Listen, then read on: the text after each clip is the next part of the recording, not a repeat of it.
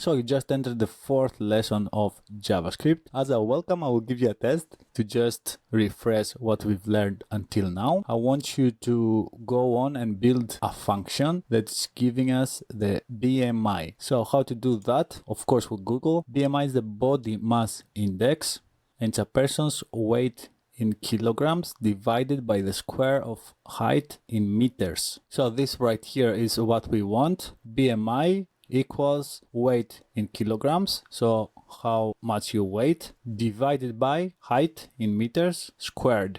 And right here as an example, we can see if our BMI is 18.5 or lower, it indicates that you are underweight. 18.5 to 24.9 normal weight. Above that, you're supposedly overweight, but this is what we have to focus at the moment. I would like to pause the video and try to do everything on your own. And when you're ready, and pause the video and we'll go through the solution together.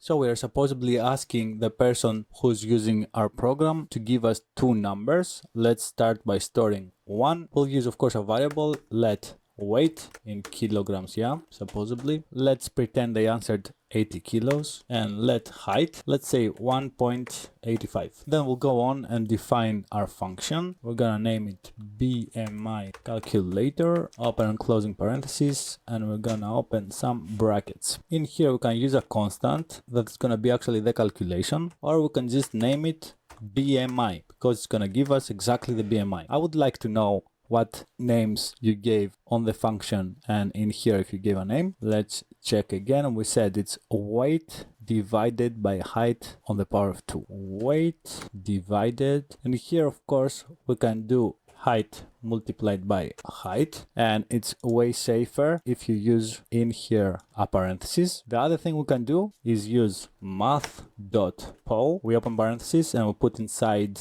height, comma 2. So it means height in the power of 2. These are const BMI ready, and then we just console.log BMI. And underneath we are going to run the BMI calculator function that at the moment it's an empty function. Let's bring the website on the side, inspect. So our BMI right now is 23 point blah blah blah blah, all these crazy numbers. So here on the BMI we saw that actually the first decimal, the 0.3 for instance right here, it makes a big difference, and it's an information we actually need, because if you are 18.5 and lower you're underweight, and we play a lot with the first decimal. So we'll have to check how we can show only the first decimal. We can go right in here in the console log BMI, and we can press dot to fixed.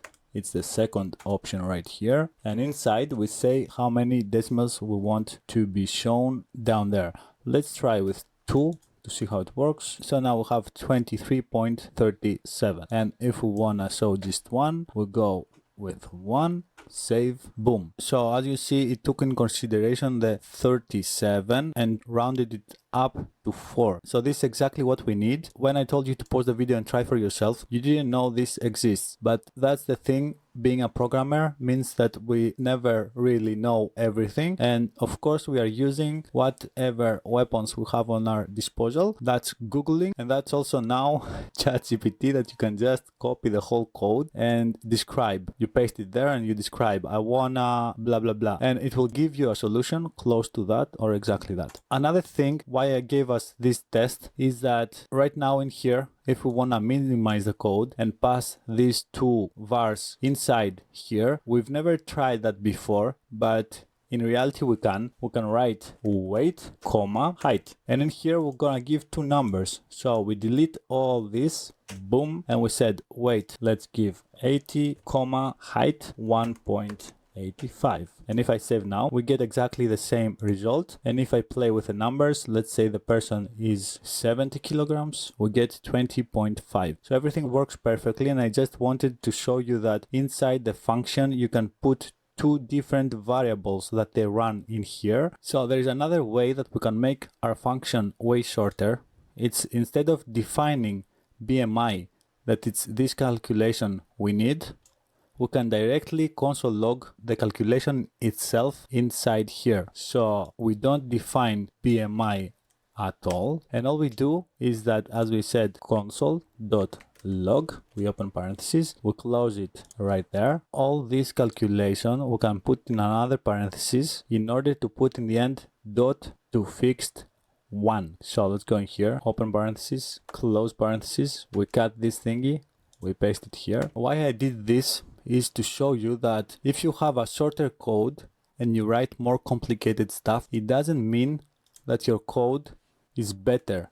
Because if I come in here, it's way harder to read what's going on. So if you work in a company and you write code like that, it's super difficult for somebody else when they need to come inside to do some change to understand what's going on. So this is shorter code but worse code. And if I press Ctrl Z, undo until we bring it back to here, this is longer code but it's better code, because no matter who comes in here, they can clearly see what's going on and they don't have to decipher whatever we write. So keep that in mind. Shorter code doesn't always mean better code. So we have to find a fine balance when we write. So let's move it a step forward, and according to your final BMI result, we also console log if the person is underweight, normal weight, or overweight. You can pause the video and try it for yourself if you didn't do this step already, and when you are done, come back for the solution classically.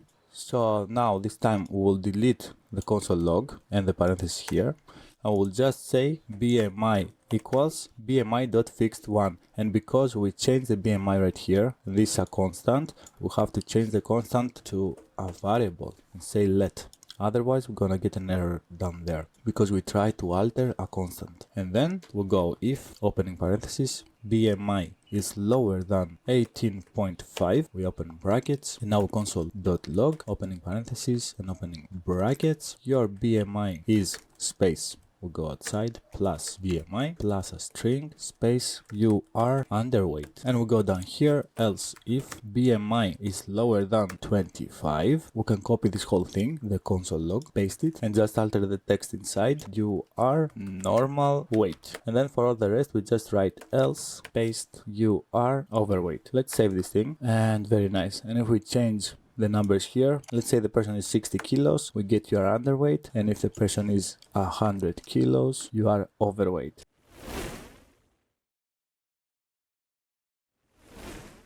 So as promised, we're gonna learn about loops, and it's a very nice subject. While doing this, we're gonna build a function that we give it a number, let's say 10, and it's checking all the numbers from 1 until 10, and it's telling us which ones are odd and which ones are even. So let's start with a let max number equals 10 for this example. And the thing is, now we have to see how we can take all the numbers, number 1, number 2, number 3 until 10, and check them if they are even or odd. In order to do that, if we take all the odd numbers and divide them by 2, they always give us a number with a decimal. So 1 divided by 2 is 0.5, 5 divided by 2 is 2.5, 9 divided by 2 is 4.5. So all the odd numbers, we see a pattern here, they never give us a whole number when we divide them by 2. However, all the even numbers, if we divide them by 2, they always give us a whole number. 8 divided by 2 equals 4. They never have a decimal. So in order to translate this into coding, we're gonna use a new tool. It's called Modulo. Let's see what Modulo does. Console.log.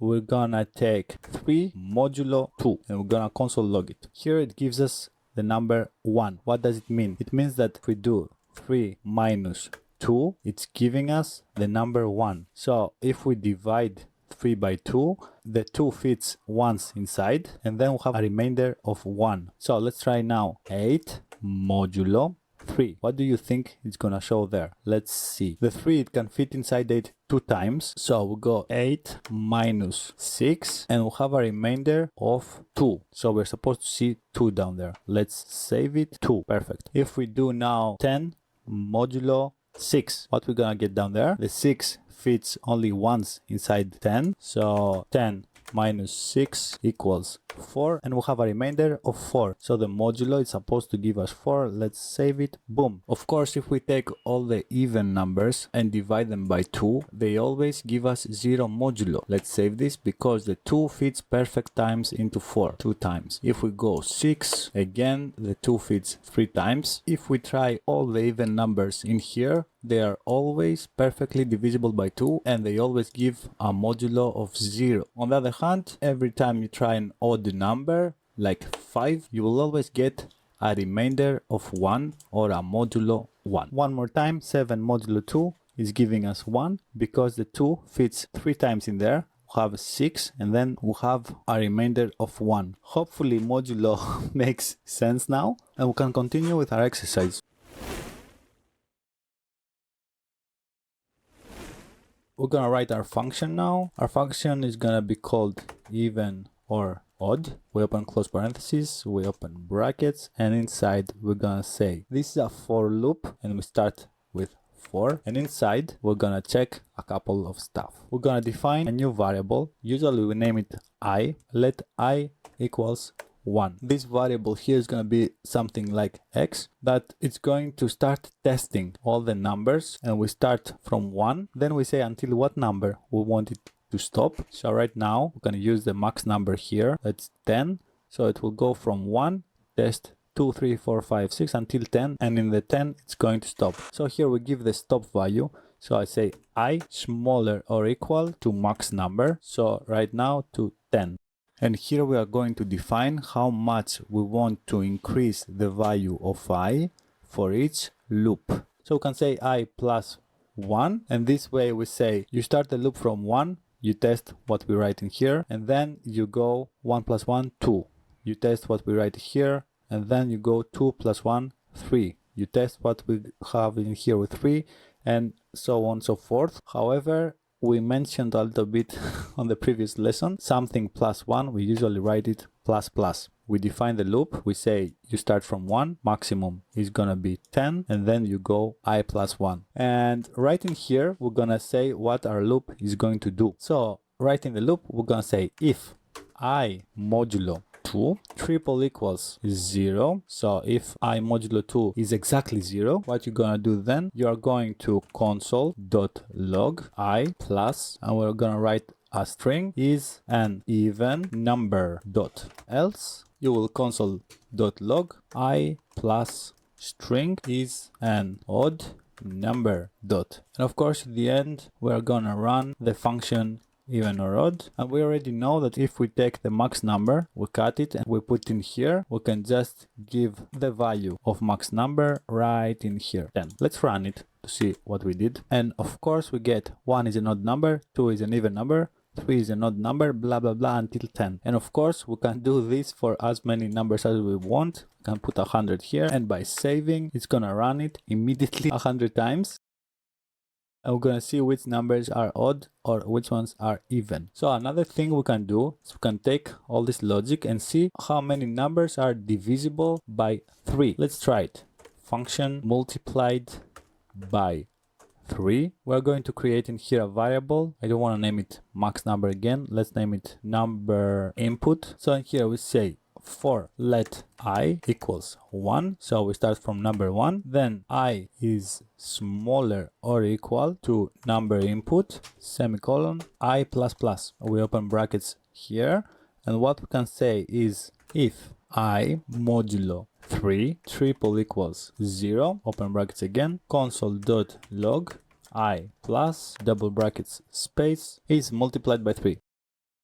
Let's go on and run it. Multiplied by 3, inside we can put 100, and let's save this, and we get in here all the numbers that when divided by 3 they give us a whole number from 1 to 100. This was fun, and we did all of this just in 9 lines of code. So this we're gonna be using a lot until the point that you get familiar with the syntax. And of course you can just go in here and say multiplied by 9. We change the I modulo 9 triple equals 0, and here we say 9. Right here of course we say 9, and by clicking save you can see now all the numbers from 1 until 100 that are divisible by 9. This is very impressive to get all these results with only 9 lines of code, and actually these lines are just closing brackets, yeah? So it's basically 5 lines of code. The next lesson is gonna be still dedicated on for loops because it's a very important tool and we have to practice a lot with it, and we're gonna do just a tiny bit more complicated loops.